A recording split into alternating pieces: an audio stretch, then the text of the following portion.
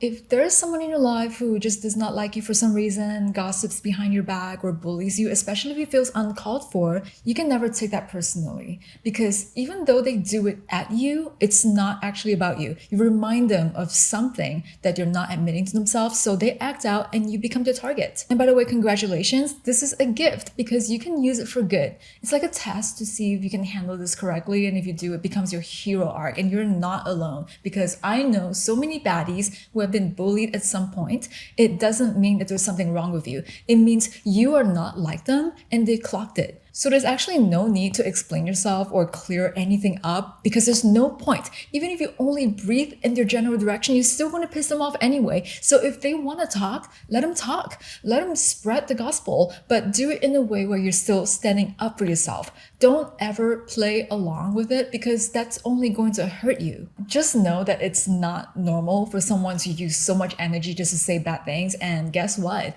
Every time they say your name, it literally sends you energy. It only doesn't feel good because it bothers you, so don't invite that in. Because if you do, you're actually letting them harvest your energy. Instead, you harvest that energy strategically to turn it into power. And what you need to do is to channel it the right way, and that's how you don't let it bother you. Hello, my angel. Welcome back to my channel. If you're new here, my name is May, and I'm on a mission to help people level up and live our most fulfilled lives. So in this little corner of the internet, we use all of the energies directed towards us to glow up while sending haters to the abyss, okay? I'm so for real when I say that all of the bullying that I received only made me hot. I didn't deserve it, but it made me tough. It reminded me exactly who all of the awful people in my life were. Emphasis on the past tense of word because they're gone. I blocked everyone. I learned how to set energetic boundaries, and it also gave me a lot of drive, because now my whole life is a clapback. Like, how dare they call you names and spread rumors around you? It's very offensive behavior, and you should feel angry about the way that they treat you. Your rage is powerful, and it can be used in all kinds of ways. Like, because of all the bullying and hate, I can be capable of being the worst person in the world because of all of that pent-up energy, but I won't. I still choose to be positive. I choose not to be a victim of circumstance, which is honestly better than what any hater can ever be capable of. Okay, you need to know that your anger is a fierce protector. It cares so deeply about you, and conveniently enough, it's also a very useful and motivating energy. So instead of using it to take revenge or be sad about it, use it to win. I mean, who else can relate to wanting to become your best self because of spite? Like me, I'm all about it. It literally turns me into a machine, okay? I can want the best for myself and also for the people who I care about, including especially you guys, because I want you to know that you have a lot of power. And also, I want to become my most amazing self because it is the ultimate revenge, which is such a fun challenge to me. And in this house, we don't give haters anything. We don't return their energy. Why do they even deserve to live in our heads like that? Like, imagine your mind is like a beautiful and heavenly garden, and their garbage does not belong there. Whenever somebody who used to hate on me pops into my head for some reason, I literally imagine a giant cartoon boot kicking their butts out of my gorgeous brain, and boop, off they go into the void. Because let me tell you something, and it's brutally honest, since I started creating videos online, I know most of you are so supportive and I love you, but also unfortunately, I'd be a little bit concerned if literally nobody insults me, because that means my channel is not reaching far beyond my typical audience. Any kind of virality attracts toxicity because that's how the algorithm works. But this is also why rage bait is so popular. Generally speaking, some of the most viewed videos on my channel also get a ton of hate. I don't really know why, but that's just the way it is. But aside from constructive criticism, I don't deserve hatred, nor do I accept it. I'm just being real with you. Like, I do my thing anyway, and you also have to know, for every one person who hates me, there are 100 other people who don't. I don't make videos for haters. I care only about people who send me good and helpful energy. That's it. But I'm not going to deny dealing with bullying can be a challenge. That's why I'm so huge on therapy. For example, you might still feel hurt over what somebody had said about you from years ago, and that's just us being human. It takes strength to admit that we can't do everything on our own. Today's video is sponsored by BetterHelp, and they're on a mission to make starting therapy easier. Now, therapy is that inner work that we can do to turn our pain into power so that you're no longer controlled by the past. That's why it works over short-term solutions, because unlike strangers or friends who mean well but they don't fully understand your situation, therapy creates a safe space with someone who's trained to help you work through whatever you're going through. Therapy isn't about quick fixes, it's more so about long-term growth and support. And BetterHelp designed their therapist match commitment to make that possible. BetterHelp uses over a decade of matching expertise, clinical experience, and your preferences to match you with someone who makes sense for you. And if it's not working out, you can switch anytime at no extra cost. If you tried therapy before and thought it wasn't helpful, maybe it's because you haven't found the right therapist yet. I switched therapists a few times this year until I found my current one, and she's a psychologist who really gets what I'm about. Even though I made a ton of progress, I'm still working to resolve some aspects of childhood and workplace bullying. Like, for example, growing up in school, my classmates called me ugly. Looking back, I'm like, why are they so bothered by the way I looked? But because I was only a kid at the time, those words were internalized and you carry it with you into adulthood until you actively decide to heal from it. Painful or not, my therapist helped me realize that my challenges still make me who I am today. Because in a strange way, it gave me purpose to talk about my experience as well as empathy to understand what others have gone through. We're never truly alone, so if you need someone who can help you work through your struggles, BetterHelp makes it easier to find the right kind of support. Get started today by clicking the link in my description or visit betterhelp.com/MayAliceSuzuki to get 10% off your first month of therapy. Whether it's envy, jealousy, or some kind of desperate need to gain control over their own lives by hating on you, whatever it is, these are all extremely strong emotions. Nobody who's well-adjusted will even think about projecting this level of energy onto people, especially because it's negative. Bullying is like an outward projection of unconscious needs to gain dominance. It also comes from a place of insecurity and hurt, and it's a form of social manipulation. There can be so many reasons why people do this, but it's all very Machiavellian and a very antisocial way of going about things. I want you to understand that you were specifically targeted for a reason. You might look different or you might behave differently. Maybe you stand out from the crowd. You're going places, perhaps you look vulnerable or you threaten them in some way that again has nothing to do with you. It's like a form of acting out on the perceived imbalance of power. It's like that classic high school trope of the jock bullying the nerd because the nerd is weaker but way smarter than the jock who is not that smart. Like, you know what I'm saying? There's like a weird power dynamic there, and even with friendships, for example, there's nothing to compete about. You don't know what your bestie is secretly thinking about you. They could be plotting against you. When somebody actively decides to project those types of strong negative feelings onto you, it's because you triggered them in some way. You may have something that they don't and they wanted it. Anyways, the fact that they're talking about you, obsessed about you, or they try to tear you down actually says a lot more about them than it does about you. This is where it gets interesting because honestly, I believe haters can see your potential even faster than anybody else. And it could be potential that you might not even know about.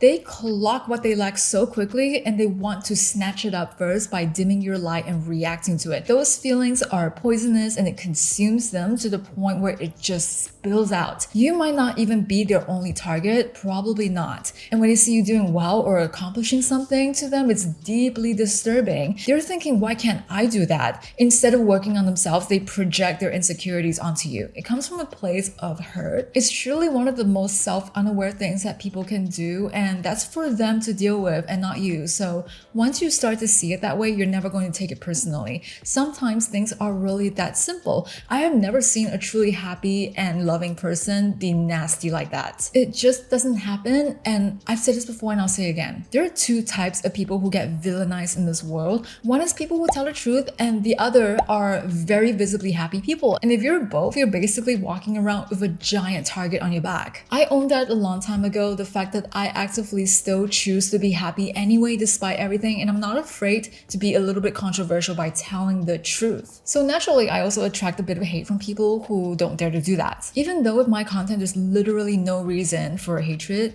somehow it just always ends up being good for me anyway. And I had so many stories of being bullied because I was such a target until I learned how to channel that energy. So the last time that I let haters actually get to me, I had a job in New York where I was the head of my department. I would look at myself in the mirror and see a young woman, a minority. I'm short, I'm a bit overweight, and not very conventionally attractive at the time. So I look very different. And I also look kind of alternative. So I definitely was not a typical image of someone who worked at a higher level, on a director level in a mid-sized company. It's already very rare to see someone as young as I was leading a team, but I earned every right to be there because I was a hard worker, I was dedicated, a lot more dedicated than I should have been, to be honest, but I worked hard for it. But I was also so different, like maybe not in a good way, mind you, and this was years ago. I was so deeply insecure because I poured everything into that job. I didn't think to pour it back into myself. So I lost my sense of self during that time, which also made me the perfect target. Like, do you understand how painful it was for me to walk into work every single day knowing that there were people on your own team who hated you and could not wait to walk all over you? There were so many instances where I was just ostracized or excluded from projects that I was supposed to be in charge of, even by my own boss, because eventually he also bought into my harassment and I was constantly being dogpiled on and nobody said anything about it. This was happening at the same time as a bunch of other challenging things going on in my personal life that ended up being really traumatic for me, which made things even worse. Looking back, I could not believe the way I was being treated, and I realized that nobody was coming to save me, and that was exactly when I channeled all these feelings to heal myself, and then I started YouTube. Regardless, I did not deserve that treatment at all, and I don't want to be in rooms where people don't see my value or understand me. And that is my truth. So I use that energy to create a platform where I can help people because I understand that pain. In workplace psychology, dogpiling or mobbing was first described by Swedish psychologist Heinz Lehmann as psychological terror in a workplace involving hostile and unethical communication, directed systematically by one or a few individuals towards another who was pushed into a helpless position. So usually it starts by you being marked as a target, and then you get framed as the villain by reducing you to a damaging narrative through manipulation, like she's not pulling her weight, for example, even though those same individuals may be also actively taking away things that you're supposed to be in charge of, and they do that in order to prove their point and to drive you into a corner. Next, they will recruit people to get on the bandwagon through gossip. Eventually comes the isolation. For months, I knew I was getting fired because I was being scapegoated mainly by two people on my team, and to protect their identities, let's call them Sock and Maggot. So one of the reasons why Sock hated me was because they clocked that I had undiagnosed ADHD and their entire personality revolved around having ADHD. I was still their boss despite being undiagnosed, which must have driven them crazy, I guess. Sock saw the ADHD in me before I even did, which today I see neurodiversity as my greatest gift. It's my superpower, in fact. So thank you, Sock, for clocking my potential. The other person, Maggot, was the instigator who targeted and undermined literally everybody in authority directly above her, and allegedly directly had a hand in firing multiple department heads. I was the third one. The fourth one was kind of funny and weird because they hired someone who looked just like me, literally someone with the same aesthetic and everything. And then she was also fired 6 months later. You need to know that this didn't happen because everybody was terrible at their jobs. It's not about them, because guess what? There's a common denominator. So I talked about this a little bit more in my video about creating your dream life, the way that I knew a lot of what was happening even though nobody told me. And I realized these reasons because my own psychic intuition kicked in and decided to come in and save me. There were instances where I could literally read minds and I knew exactly what day I was getting fired. So I went on vacation. You see how there are reasons for bullying me? It's still not about me. Still didn't matter. You can't pour anything into a cup with holes in it. So the day I was fired, it was like a ding dong, the witch is dead moment. Again, did I deserve it? No. The reason why I say that these things aren't actually about me is because hating and bullying comes from a place of projection.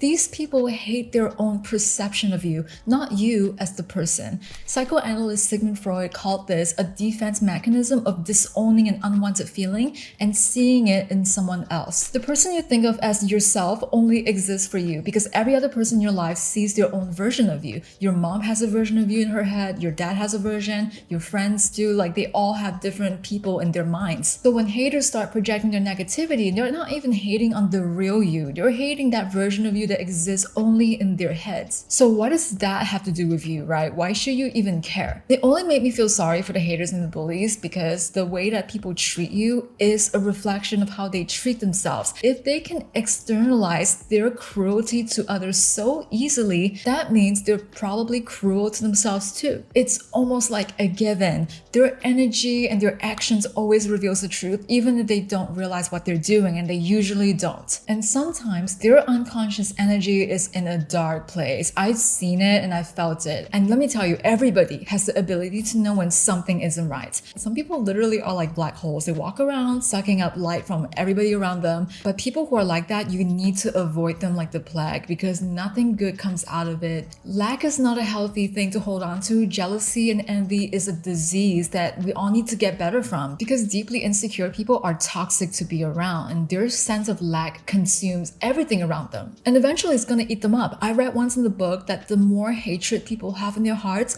the more it transforms their body. For example, really old people who are also very hateful and mean, they look so much older compared to old people who are kind and generous and happy. Sometimes you really need to trust what you see with your own eyes because everything is hidden in plain sight. And to me, that's enough reason to avoid any situations that can put me in the realm of negativity. So the first instinct that a lot of people have when they get hated on is to basically clap back and argue to prove themselves and prove their points. But here's the thing though, you literally have nothing to prove, and that's also exactly what your haters want. So do not even match their energy. When you match their energy, you're feeding the beast and you're going to continue the cycle. And in a weird way, being defensive also proves them right and gives them a reason to say that you are the bully. Everything in this world is made of energy. So if someone is sending energy to you, whether it's toxic or not, you don't have to accept it or absorb it, but you can block it, or better yet, flip it into fuel for your own growth. Let it inspire you into building your dreams, because that is somewhere that your bullies will never be. Which is why I say that bullying can literally make you hot, while hatred turns your haters ugly. There's a social psychologist named Amy Cuddy who studied workplace bullying, and she also had her own TED talk about it. But she found something fascinating. Bullies almost always start with what she called a bully test. It's a little bit of a jab, a little subtle disrespect just to see how you react and test those waters. If you stay positive about it and say and do nothing, that's when you get marked as an easy target and it escalates. That's why I don't like when people say, oh, if you're being hated on, just ignore the haters. Not completely true. You can't just sit there and take it. Haters can say whatever they want, but don't ever act like you put up with it. Show them. You need to show them that there are consequences. For every cause, there is an effect, and it's either going to affect you or affect them. Her studies also showed that when victims stood up early by calling out their behavior, setting a boundary, or even just refusing to play along with them, the bullying didn't continue. And standing up for yourself doesn't always mean more confrontation. Sometimes it might also mean calmly calling them out so that they look stupid. Make it known to them if they ever say something snarky to you. Maybe say something back, like, what are you even talking about? Can you elaborate on that? Why are you saying this to me? Oh, you said I am XYZ, so you think I'm XYZ then? Like, do it in a way where you're sending it back or reflecting it like a mirror back to them, but you're not creating even more negativity by also getting nasty. And if it's gossip, then I would just address it by saying, hey, why is this person telling everybody except me? It's like they either have no backbone to say it to my face, or they're trying to harm me. Help people around you use their critical thinking skills. Like, why are they saying that? If you can remove yourself from the situation and pretend that they don't exist at all, that's even better. But if it's a bigger issue where you can't get away from it, then you need to talk to someone who can also do something about it. Personally, my favorite thing to do is to block people so they know that I never want to speak to them again. But the reason why I mentioned school and workplace bullying specifically is because these aren't places where you can just simply block someone. In those cases, you have to learn how to stand up for yourself without outright retaliating, because they can also use that against you. Be very subtle about your approach and be strategic. Do not crash out. The power of not matching that energy is that you're showing your strength and your boundaries without lowering yourself to their level. You're not fueling their arguments, and you also don't let them manipulate you into crashing out. But you need to shut that down at the root so that you get to keep your peace. And here's the truth, okay? You cannot be real and have everyone like you at the same time. In fact, it's impossible for everyone to like you. That's something we need to accept instead of becoming people pleasers, which just means that we're fake and performative, and not everybody likes you anyway. But being real and authentic actually exposes everything around you that is fake, and fake people don't like to be exposed. And I'm not talking about things like, oh, she's so real for that because you said something very diva, but not everybody likes that kind of realness either. But at least realness means that people are being themselves, and not everyone gets to be themselves or even dares to. So when you're anchored in your truth, you don't need to be performative or keep up an image, because that makes you look fake and you'll waste time trying to remember all the things that you made up. So no, don't hide your true self. If you're really excited about something, be excited. If your personality is super extra, be super extra. Don't ever shrink yourself. Living your truth filters out people who don't belong in your life and attracts the people who truly truly love you and understand what you're about. For example, I love getting tattoos because it's my way of expressing myself, but random online trolls outright start calling me a skank, like, oh my gosh, I'm so sorry, you're right. I'm going to abandon all of my values because of your comments and spend hundreds of thousands of dollars removing all my tattoos because I'm covered in ink so that I can look attractive to you. And that is something that I'll never say, because if you are what you do as a person, why would I bother spending an ounce of my energy on people who spend time trolling online? I just straight up block them, and better yet, I'll just use them as an example to show people like, hey, if someone talks to you like this, that's not cool. And that's what I'm doing right now. And this applies everywhere. People may also say things like, oh, well, you chose to be online. You sign up for the troll hate. No, being online does not mean that I have to accept low quality BS. Disrespect is never something that simply just comes with the territory when it comes to being visible. That's like saying that if I work in customer service, I should expect some form of verbal abuse from time to time. Never. You can anticipate that it could happen, but you can never accept that. And every time you don't accept something, you're also standing up for everybody else who's afraid to stand up for themselves, okay? No matter what you do, nobody gets to bully you just because you're in the public space or whatever it is. You still get to draw your own line and show people that there are consequences for your abuse, so that if people send you hate in any way, this can be a grand opportunity for you as long as you protect your energy and transform that negativity into your blessings. And use that to further your goals and live your best life. Why? Because you are not like them. You have something that they don't have. Something about you shows people the truth about themselves and they don't like it, so they act out. Whether they grow from it or not, that's not your problem, but use those feelings to make something good for yourself, and they can only watch you win. So I want to hear in the comments what worked for you, and if you had any experiences like mine, I would love to hear about it. Thank you all so much for watching. I hope this was helpful, and I'll see you in the next video.